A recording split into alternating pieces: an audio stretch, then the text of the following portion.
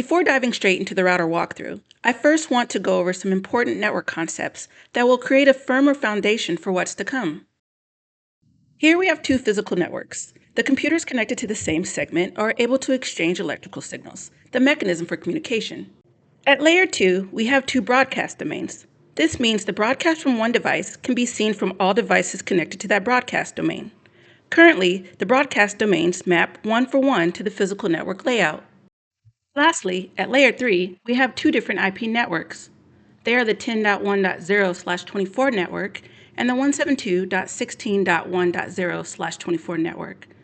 Devices assigned IPs in the same IP network safely assume that they are part of the same physical network and can exchange packets directly using layer 2 encapsulation.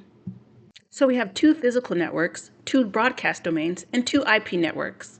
Now let's try something slightly different. One physical network, one broadcast domain, and two IP networks. Host A sends a broadcast, and even though host B is on a different IP network, host B receives it. The reason is that they're both part of the same broadcast domain. Host A has a packet to send to host B, but it's unsuccessful.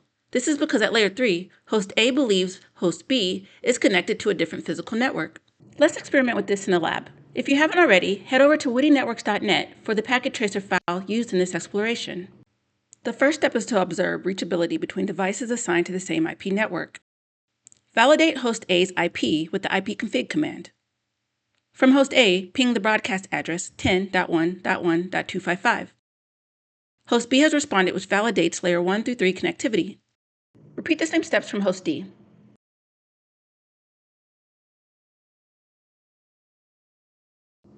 Now it's time to observe connectivity between devices assigned to different IP networks. From host A, send a ping to the broadcast 10.1.1.255. As expected, host D didn't respond, but that doesn't mean that it didn't see it. Turn on simulation mode.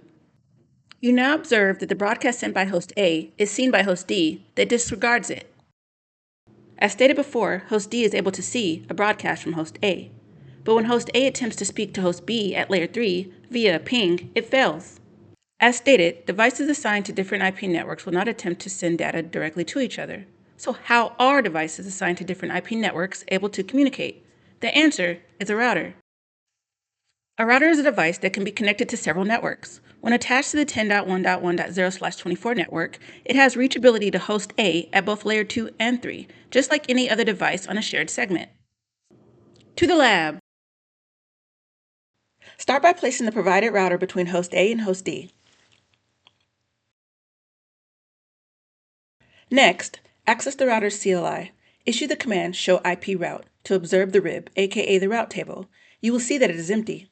Next, enter config mode with the command config t, then enter interface mode for the interface gig 0/0/0. Use the IP address command shown on the screen to assign the interface to the network 10.1.1.0/24. Issue the command to show the route table again. It's still empty. Why is that? The reason is that the interface is disabled. To enable it, issue the command no shut, then view the RIB again. This is what we want to see. We have a host route for the IP assigned to this system, and we have a route for the network assigned to the interface. More on this later. From host A, ping the IP of the router. Success! Once the router is connected to both LAN segments, traffic from host A should flow to host B. Let's connect to host B and observe this. The interface connected to host B is assigned to the 172.16.1.0/24 network. Issuing the show IP route command reveals new information in the route table. From host A, ping host D's IP. It doesn't work.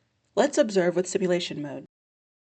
Issuing the ping again reveals that host A is still discarding the data, but it has a router now, so why doesn't it work? The answer is that host A has not been told that the router is the default gateway. This can be validated by issuing the ipconfig command on host A. The default gateway value is 0.0.0.0. Let's correct that. On the host, go to the config tab. In the default gateway field, place the IP assigned to the router's interface. For host A, the value is 10.1.1.1, and host D is 172.16.1.1. From host A, issue the ping again, and it works. The question now is, how? Host A has data for host D at 172.16.1.2. Host A knows of router 1 as the gateway, so it places the packet in a frame, layer 2, and sends it to the router. On host A, we check the ARP table with the arp-tac-a command. Observe that the last bit of the MAC for the IP 10.1.1.1 is 7 Bravo 01. Router 1's interface MAC can also be seen with the command show interface gig 0/0/0. Turn on simulation mode and ping host D. Click on the frame. The layer 2 source is host A, and the destination is router 1's MAC. At layer 3, host A is the source, and host D is the destination. The frame arrives at the router, who removes the frame addressed to it and processes the packet inside. The packet is for a device with the IP 172.16.1.2 that isn't the router's IP. The router must now determine the location of the network associated with the IP 172.16.1.2. The router accomplishes this by consulting its map, called the routing information base, the RIB, or the route table. The routing table tells the router where to send the packet to get it to the destination. This is known as routing, moving a packet from one network to another. The router checks its route table for a network that's range contains the IP 172.16.1.2. The 172.16.10/24 network is a match. Next, the router determines the interface associated with that match. It is the interface gig 0/0/1, which connects to host D. This is a route, and it tells the router where to forward the packet. The router must now place the packet in a new frame to forward out the interface gig /0/0/1 to host D. What will be the source and destination MACs of this frame?